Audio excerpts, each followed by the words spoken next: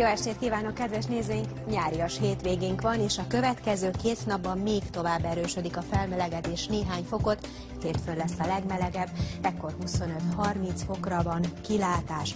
És a nyár rajongóknak érdemes lesz kihasználni ezt a 2 napot, hisz minden jel szerint kedden némileg megváltozik az időjárás. Ha nem is vesz teljes fordulatot, de 2-től 4-5 fokot visszaesik a hőmérséklet, nagyobb eséllyel alakulnak majd ki záporok, zivatarok, és valamivel kevesebb is lesz a napsütés, de holnap még sok napsütés várható. Éjszaka általában kevés lesz a felhő, és csupán az éjszaka első felében lehet északkeleten egy-egy záporeső. A hajnali órákra a hőmérséklet 8 és 13 fok közé esik vissza.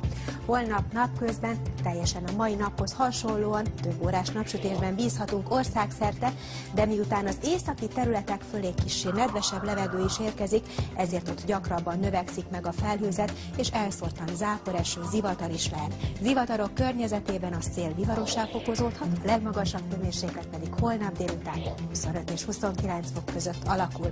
Tehát hétfőn még tombol a nyár, majd mint említettem, 2-től némi változás várható. A jövő hét nagy részén már változékonyabb lesz az idő, kissé hűvösebb levegő érkezik fölénk, és nagyobb eséllyel alakulnak ki záporok, zivatarok, amely némi esélyt jelent a szárazság ellen. További kellemes szombatestét kívánok mindenkinek, viszontlátásra!